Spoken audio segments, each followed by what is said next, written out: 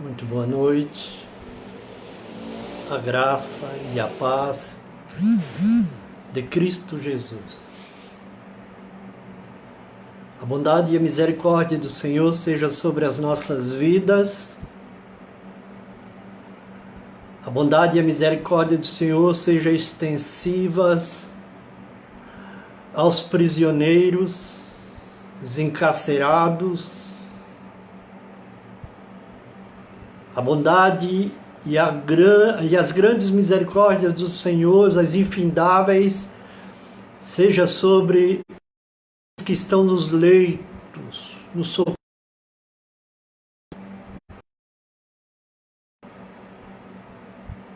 Gera a salvação das vidas. A bondade e a misericórdia do Senhor seja sobre os policiais, aqueles que cuidam das seguranças de nossas cidades, nos lugares mais. Seja a tua bondade e a tua misericórdia sempre sobre nossas casas, lugares que agora estão em conflitos, adoecidos,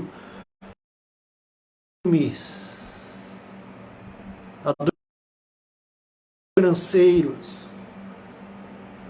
Seja as tuas muitas misericórdias sobre a realidade, venhamos a palavra, nos despojamos toda sorte e de pensamento humano, pensamento vil, mas nos revestimos do nosso Senhor, para transmitirmos a tua palavra, da forma que falaste conosco. Fala, Senhor, com os meus irmãos e minhas irmãs, do norte e do sul, os lugares aonde nós chegarmos com esta imagem, com este culto em nome de Jesus. Deus abençoe, meus irmãos. Deus abençoe poderosamente. Quero saudar meus irmãos, muitos irmãos tenho a saudar. Irmãos que estão na Mata Norte, lá em Pau d'Alho, em Timbaúba, o pastor Natan e sua família, o Júnior Lourenço e a sua família. Também temos lá em Fortaleza o Roberto, sua família, o Walter, tantos irmãos amados em Campina Grande, na Paraíba. Temos o Tiago, meu caçula, meu caçulinha, e também Débora, sua esposa. Queremos cumprimentar também Marina em sua casa, o João e a sua casa, o Tibiri, tantos irmãos amados, pastor Oliveira, cumprimentar a Júlia de Curitiba, filha que creu no Senhor Jesus Cristo, certamente não vai se decepcionar. Nossa saudação, nosso abraço também para a irmã Núbia lá no Espírito Santo, no estado do Espírito Santo. E quero também abraçar nosso sobrinho, nossa família, lá no centro, no bairro central de São Paulo, no Cambuci, o Leonardo, Sara, os nossos irmãos. O Dalberto Cuba também é alvo, é objeto do nosso amor, do nosso carinho, do nosso respeito, lá em São Paulo. São tantos os irmãos queridos. Também tenho no interior de São Paulo, em Dayatuba, meu querido irmão Natan. Hoje falei com ele está recebendo a palavra e Deus está lhe abençoando.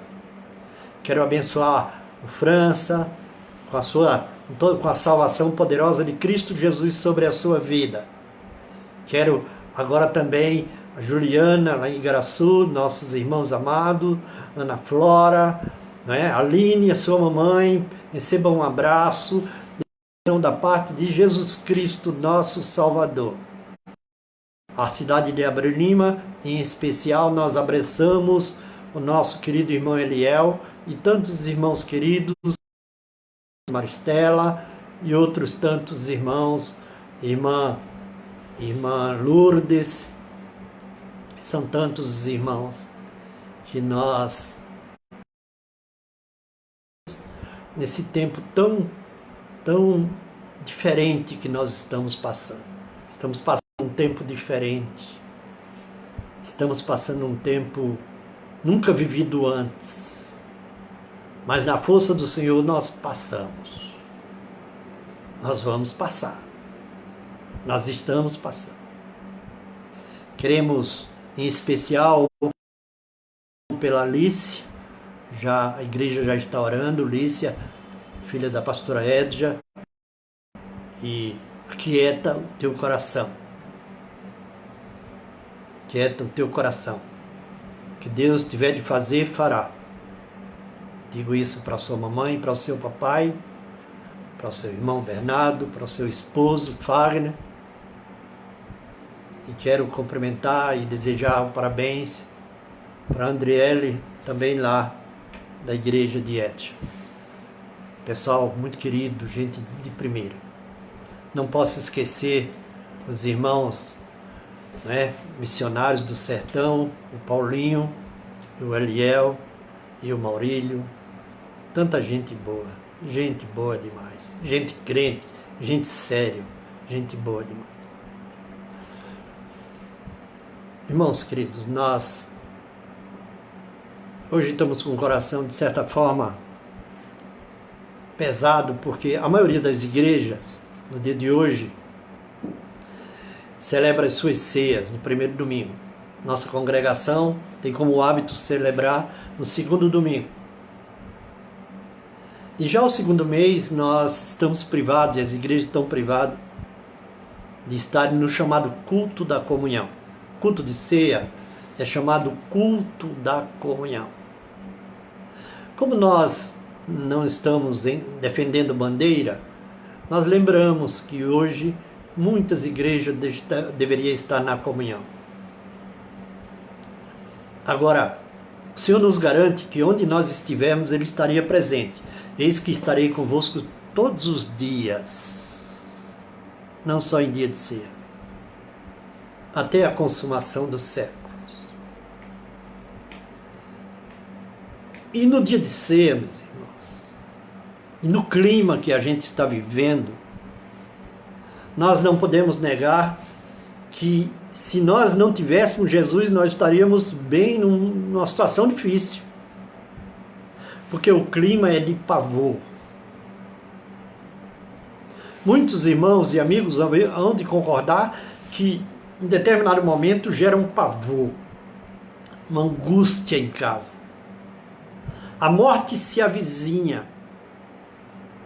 Infelizmente, as estatísticas, os números disseram que hoje o Brasil passou de 7 mil mortos.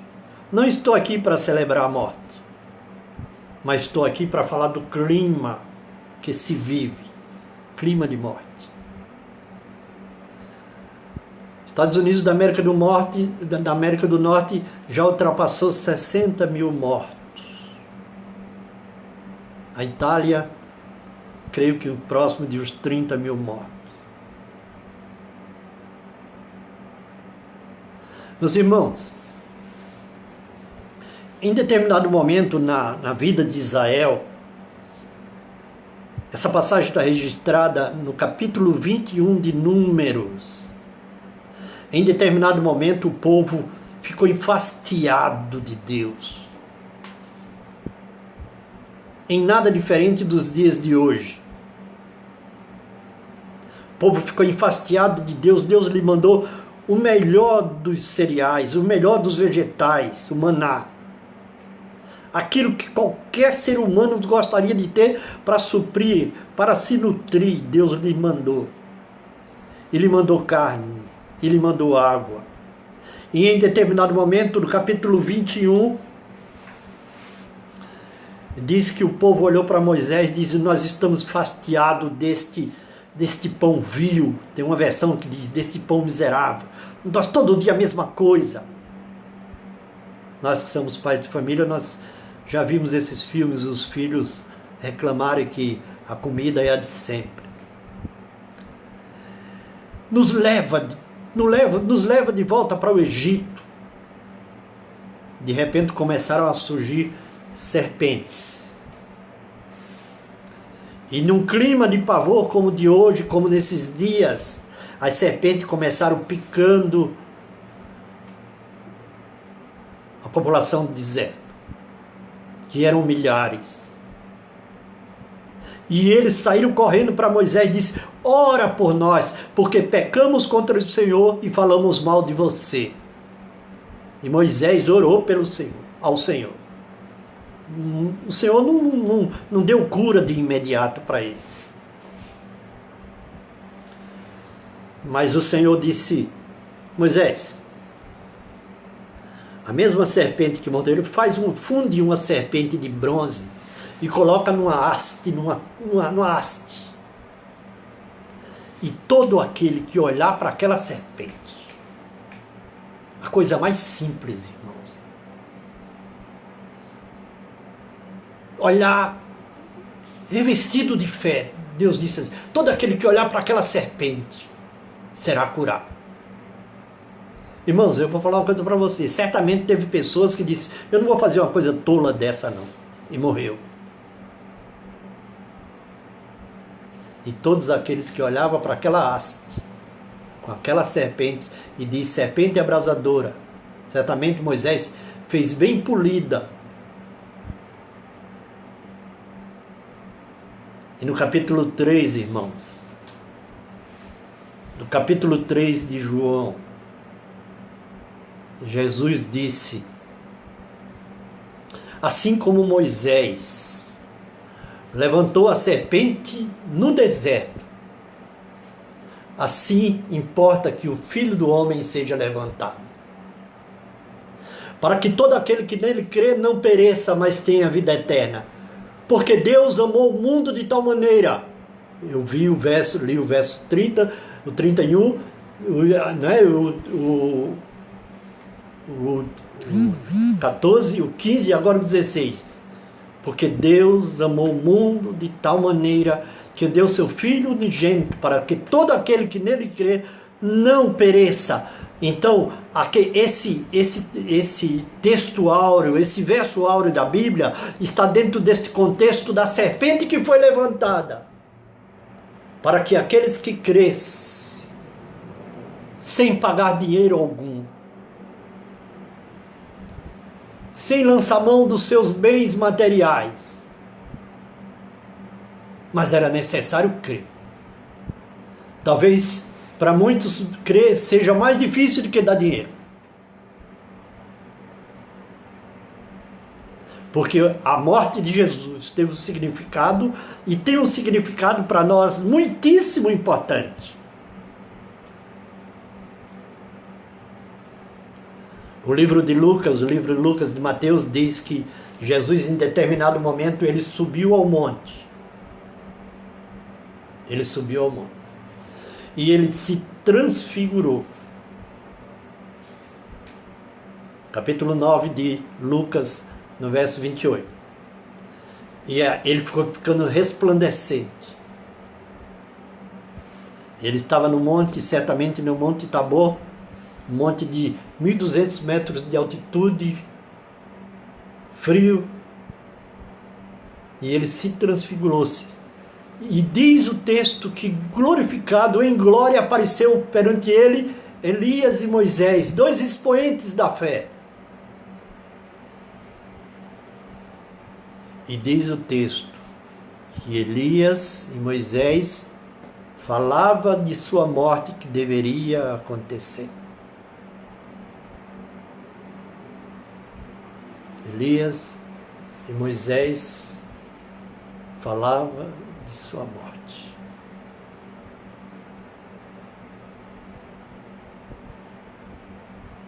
E eu vou ler um texto da palavra de Deus.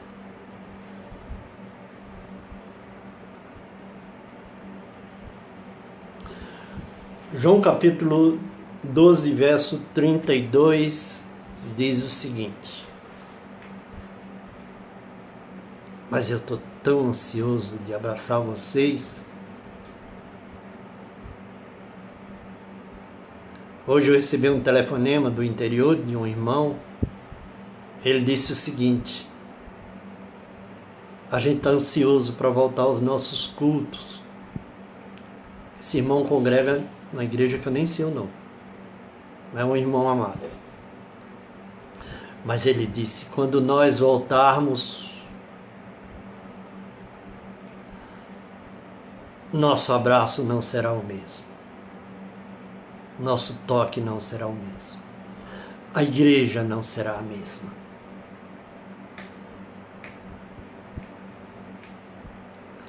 Aí Jesus diz no capítulo 12 de João, quando os gregos vieram ver Jesus, falaram para André. Capítulo 12 reza sobre isso. E André veio correndo a Jesus e disse: olha, tem uns gregos aí querendo te ver. Eles foram. Quando Jesus viu os gregos, Jesus disse, no verso 24, se o grão de trigo caindo na terra não morrer, fica ele só. Mas se morrer, dá muitos frutos.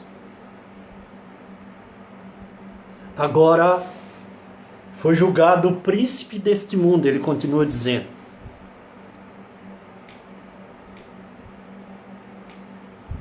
O juízo deste mundo é chegado, ele diz. Porque esse mundo foi julgado lá no Calvário. Aí ele diz, quando eu for levantado da terra, que teve como figura lá no deserto, quando eu for levantado da terra, todos atrairei a mim mesmo. O maior espetáculo da terra. O maior espetáculo da terra. O cântico clássico maravilhoso, Cidade Santa, em determinado momento, diz que em um alto e tosco monte viu sombra de uma cruz. Jerusalém, Jerusalém.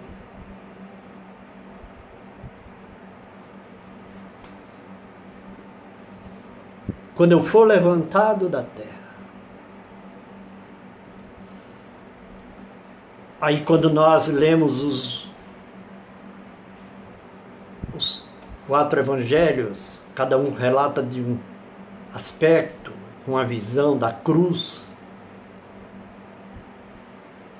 Aí diz que naquele tosco, naquele clima, irmãos, é o clima muito que excede em muito o clima da cruz, que excede em muito os dias de coronavírus com muitas mortes, porque foi o pior dia da humanidade e o mais vitorioso dia para a humanidade. Quando eu digo pior, porque o clima do Salmo 22 que trata sobre isso, o clima do Salmo 22, ele tem um desenho de minotauro, de violência que ocorreu lá, com demônios de todos os lados. Ele diz, touros de Baçã me cercaram, tudo aquilo é o clima da cruz. Meu Deus, por que me desamparaste? É o clima de que nós estamos vivendo, e você sabe do que eu estou falando. E a primeira que ele diz na cruz, a primeira palavra que ele diz na cruz,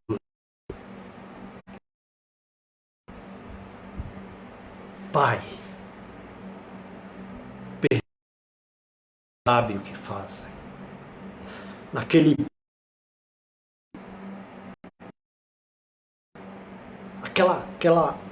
Aquela atmosfera demoníaca, agressiva. Salva-te a ti mesmo. Salvou os outros, a si mesmo não se salva. Cuspindo. Tudo isso o Salmo 20 relata. Porque o coração, a boca fala do que o coração está cheio. E ele diz, Pai, perdoa. porque ele não sabe o que faz. E isso é um convite, é uma pergunta para nós. Você já perdoou o mundo hoje? Ele próprio diz: a quem perdoados as suas ofensas, sereis perdoados.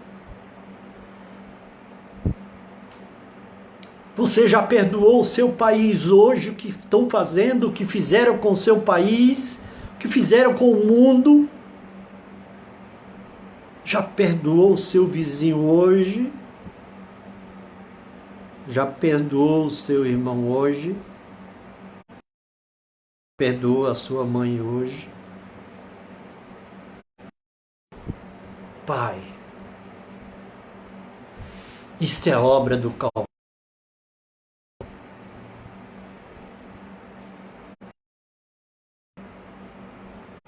Mira,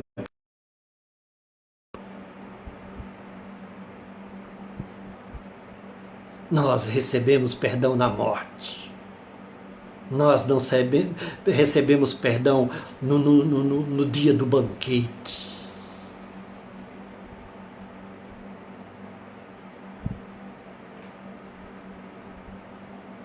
E em seguida ele brada pela ordem, não tem uma ordem cronológica, porque um relata de uma forma. Ele clama, é o momento que ele assume a nossa humanidade.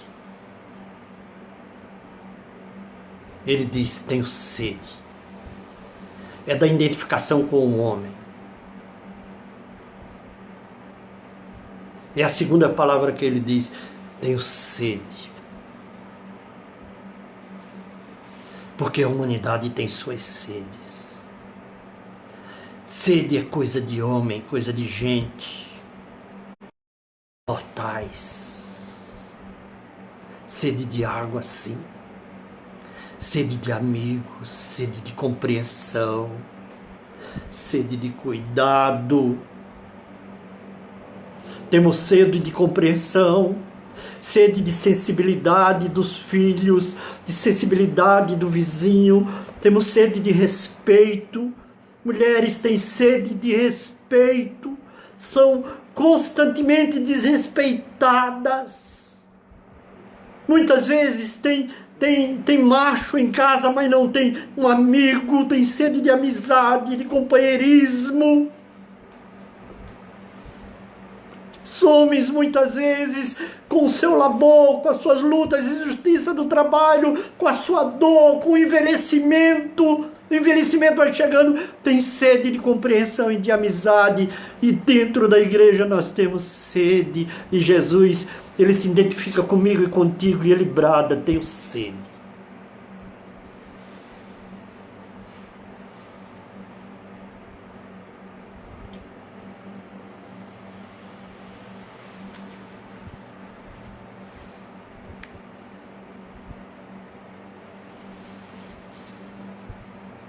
A gente tem sede. E a humanidade que está aí fora, que muitos estão querendo matar pelo fato não serem iguais a gente, não pensar igual a gente, eles têm sede. A prostituta muitas vezes está na vida que está, mas ela tem sede, tem desejo, anseia. E Jesus dá aquele brado: eu tenho sede. A gente tem sede de compreensão de filhos.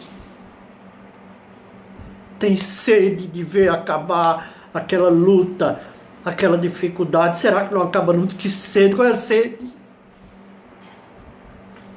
Esta é a segunda palavra de Jesus. A terceira palavra de Jesus, ele mesmo na cruz, ele olha para sua mãe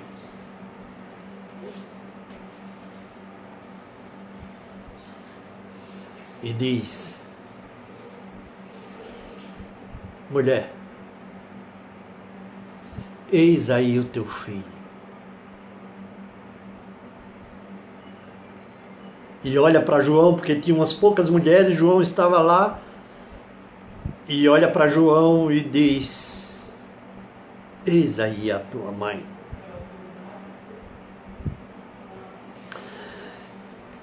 A terceira palavra de Jesus é algo cortante, dolorido. Porque essa questão de família é alguma coisa que foi criado por Deus, mas foi degenerado. Os valores de família, a ditadura familiar. Em determinado momento, em Marcos 3, Jesus está dando resposta e está abençoando e está definindo o que precisava ser definido até as últimas horas, abençoando e trazendo direção para eles. Eis aí o teu filho, eis aí a tua mãe. Como que dizendo, eu sou mais do que um filho, eu sou o Senhor, eu sou Deus, teu filho é esse. Porque em determinado momento, Marcos 3 e 4, capítulo 3 e 4, aquele episódio, a família de Jesus, ele cheio do Espírito Santo, curando, recebendo pessoas, não tinha tempo para comer, disseram, manda prender ele, porque ele está fora de si, está o quê? Doido. A ditadura da família, ele saiu e entrou numa casa e a casa estava empilharada de pessoas, certamente isso já um dia após, e chega a sua mãe e os seus irmãos dizem, olha, avisa aí para ele que sua mãe e seus irmãos estão aí. Sabe, irmãos, a ditadura do DNA. Quantas vezes a gente vê na igreja, muitas pessoas não aparecem na igreja porque a família não deixa, porque o marido não deixa, porque a mulher não deixa. E muitos ainda dizem assim, eu só vou quando meu marido for, eu só vou quando minha família for, eu só vou quando minha mulher for. A ditadura do DNA é uma ditadura procurando ser maior do que Deus e negando a existência de uma família verdadeira.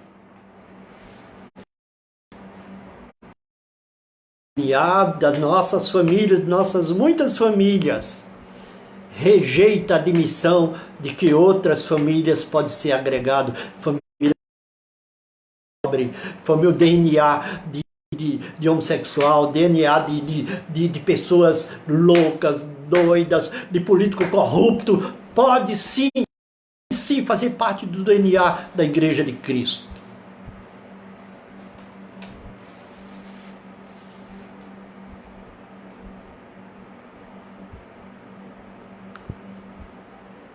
Esse clima da cruz. O clima que nós estamos vivendo hoje não é nada comparado ao clima da cruz.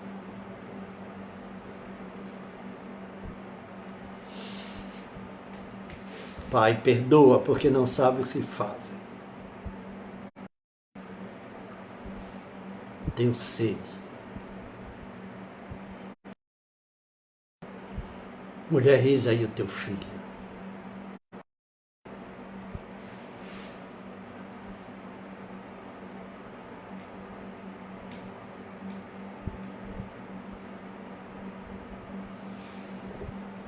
O ambiente do Calvário, irmãos.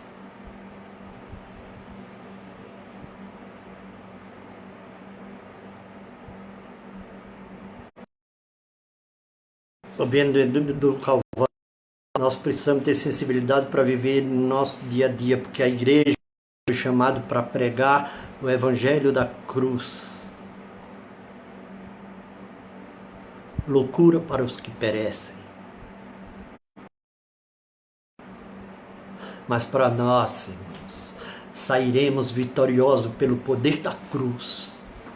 Quero dizer, você com as suas lutas. Não foi por acaso que ele morreu entre dois. Sabe o que é que a igreja prega, irmãos?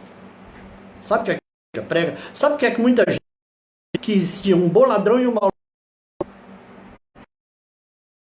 E quando eu era criança já sabia que o nome de um ladrão bom se chamava Dimas. Irmão, isso é uma aberração.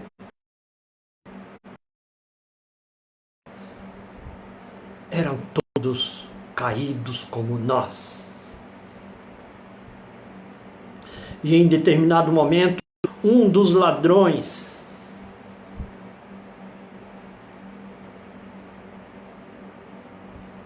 começa a praguejar. Se tu és Deus, desce daí. Salva-te a ti mesmo e a nós. O outro, como numa revelação que muitos poucos crentes têm, Deus abre os olhos e lhe disse: você faz um absurdo dessa? Nós, na verdade, estamos sobre a mesma sentença e você ignora? Você faz uma barbaridade dessa? Você ignora Deus?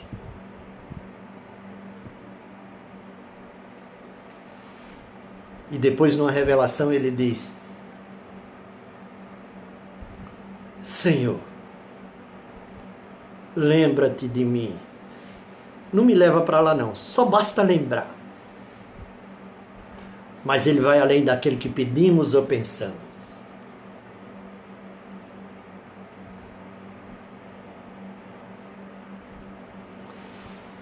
E Jesus olha para ele, aquela escatologia distante que nós esperamos, talvez nesses dias vai se cumprir a escatologia, ou daqui a 10 anos, ou daqui a 20 anos, naquela escatologia que aquele que parecia tão distante, Jesus disse: hoje.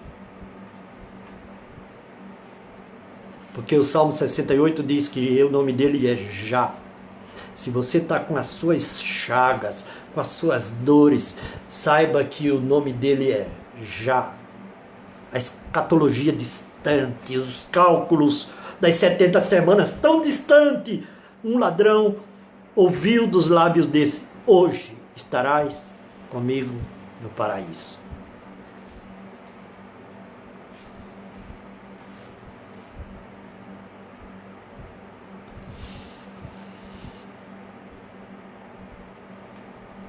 Aí na quinta palavra, irmãos, é quando ele diz: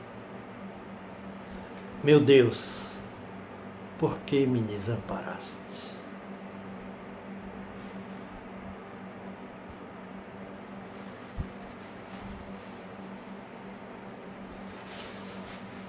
Vou falar uma coisa para você.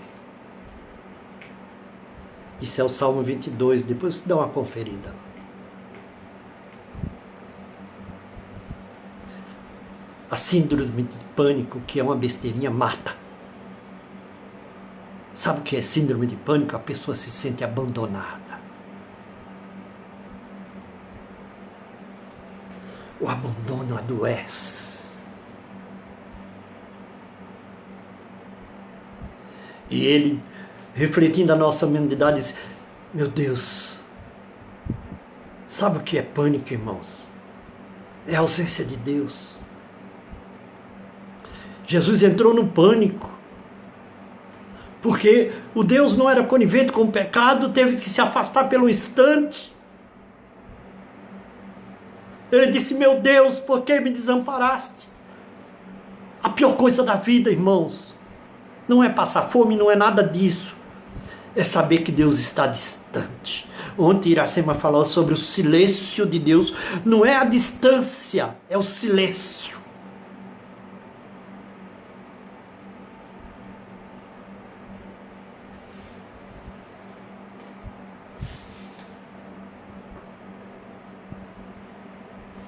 Neste dia de Santa Ceia, nós estamos planejando como é que nós vamos cear no próximo domingo. Não sabemos ainda. Mas eu estou me solidarizando com as demais irmãs, igreja irmãs, e falando sobre a obra da cruz hoje.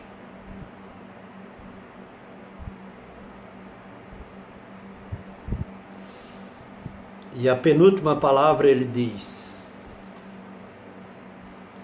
está consumado. Está pago. Sabe, irmãos, outra coisa que aflige a humanidade é dívida. Muitos casais morrem aos poucos porque não conseguiram pagar aquilo que prometeram aos seus cônjuges. porque erraram em determinado momento da vida e não sentiram que pagaram. E muitos enveredam pelas obras das trevas e pagam com sacrifício, com macumba, com dinheiro, com isso, para tentar livrar-se da culpa. Aí os consultórios, né, de psicologia tá aí aquela aflição, não sei, eu não perdoo nem a mim mesmo, porque eu tomei uma decisão na vida, casei com aquele fulano, com aquele ciclano, não me perdoa por causa do meu filho, eu não me perdoo, nem a mim eu me perdoo. Jesus disse, está pago, a sua culpa está paga, pois ele é o cordeiro imaculado que se rasgou.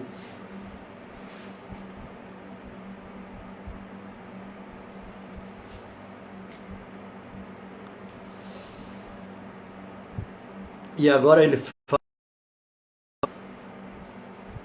aquilo que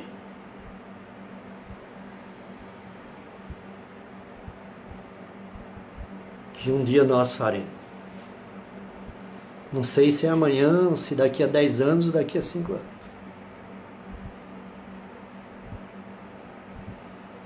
Nas tuas mãos. Tenha medo do coronavírus, não. Não tenha medo mesmo. Eu vou falar uma coisa para vocês. Vocês sabem que eu tinha um irmão que era muito resistente e ele morreu nas mãos do Senhor. E agora o meu mais velho, o coronavírus está fazendo um bem, muito bem, porque ele está recebendo a palavra. Hoje eu falei com ele, outro dia eu falei a palavra com ele e eu disse, essa coronavírus nos une e te prepara, fala para os teus netos, teus filhos que o Senhor é contigo. Ele, amém, e amém, e amém.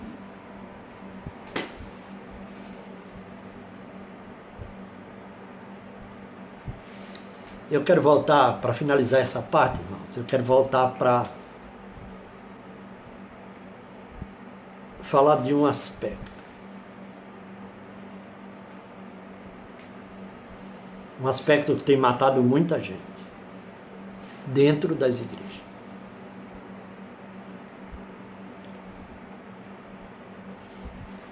Ele morreu entre dois ladrões, ambos eram ladrões, eu enfatizei.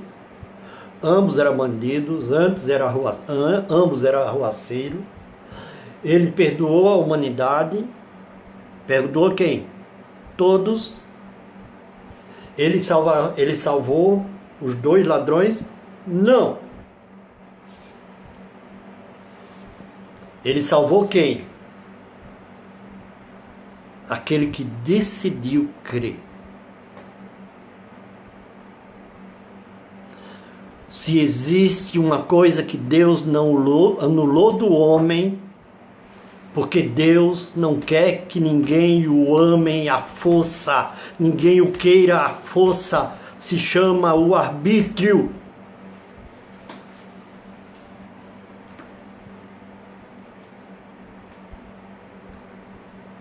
É conveniente nesse momento que nós estamos dizendo, que estamos vivendo, dizer para nossas parentelas que estão resistentes, você é responsável pelos seus atos, mas as portas estão abertas para você amar o Senhor. Mas o Senhor não vai te empurrar de céu adentro sem você querer.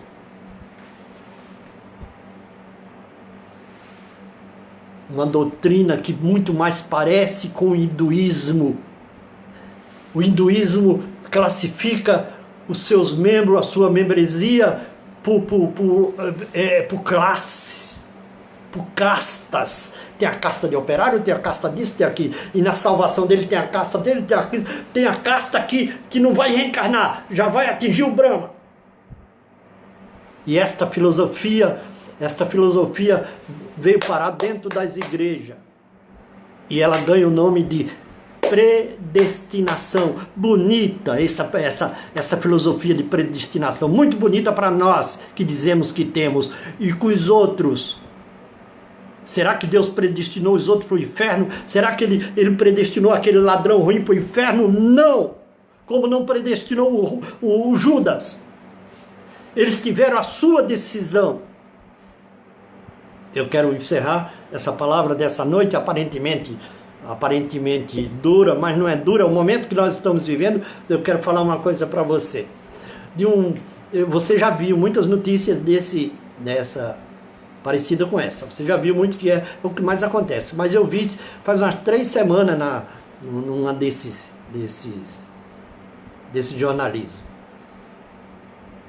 Não sei qual foi o canal. Diz que no interior de São Paulo, o cidadão, parecia que era um policial, ele matou a sua namorada.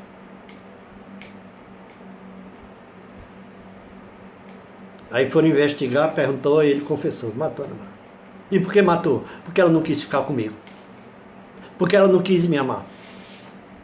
Se ela não me quer amar, nem eu, nem outro. Ela tem que me amar, ela só tem um direito. E por que você matou ela? Porque eu a amava. E você que está me ouvindo aí, ele amava? Não, o amor não é inconveniente. Paulo fala, capítulo 13 de Coríntios, que o amor não age inconveniente. Sabe o que é uma pessoa inconveniente? Sabe o que é uma pessoa inconveniente? Você não quer, ela quer. Você não quer que fale de uma coisa, ela quer. Você não quer naquele horário, não quer passear naquele horário, não quer namorar, mas ela quer. Você quer assistir um filme? Não quer assistir aquele filme, mas ela quer. Ela faz você dizer. Eita, que cara inconveniente. Deus não é assim. Deus deixa à vontade. A Bíblia diz que Ele dá o sol e a chuva para os maus e os bons. Mateus capítulo 5. Ele faz descer a chuva sobre os maus e sobre os bons. E em 2 Timóteo diz que a vontade de Deus é que todos os homens alcancem a salvação e cheguem ao pleno conhecimento da verdade de todos os homens. E bem no finalzinho do Apocalipse diz, olha, o Espírito e a noiva diz, quem quiser vem a mim e beba. Quem quiser,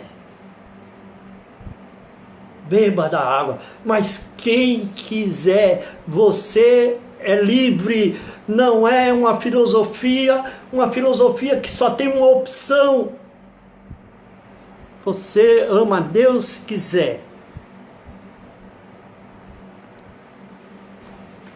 Certo dia eu estava conversando com um casal e soube que o marido disse assim, se você me deixar, eu te mato. Porque eu te amo demais. Só tem uma mulher na minha vida, é você. Isso não é amor. Deus não é assim. O ladrão blasfemou. E o outro ladrão, tão ruim quanto ele, disse, lembra-te de mim quando entrares no meu reino. Eu estava nesses dias de coronavírus angustiado. Não posso nem falar o que eu estava sentindo. Mas eu tive na presença de Deus, disse, eu sou dependente de ti. Me incluo nos pecados desta nação. Tenha misericórdia de mim. Quando me levantei, eu era outra pessoa. Deus te abençoe. E te dê uma excelente semana. E quero te pedir, você do YouTube, se for possível, entendendo que é necessário que a mensagem que nós pregamos depende da sua inscrição, do seu botãozinho e do seu like. Se você fizer isso, vai nos ajudar bastante. Deus te abençoe. Excelente domingo.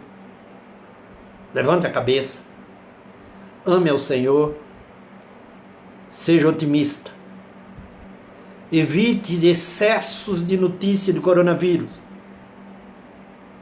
E o Senhor é contigo e com a tua casa. Muitíssimo boa noite. Que a graça e a paz do Senhor Jesus Cristo seja com a tua vida. Logo estaremos juntos. Se o Senhor não permitir, estaremos juntos lá em cima. Deus te abençoe.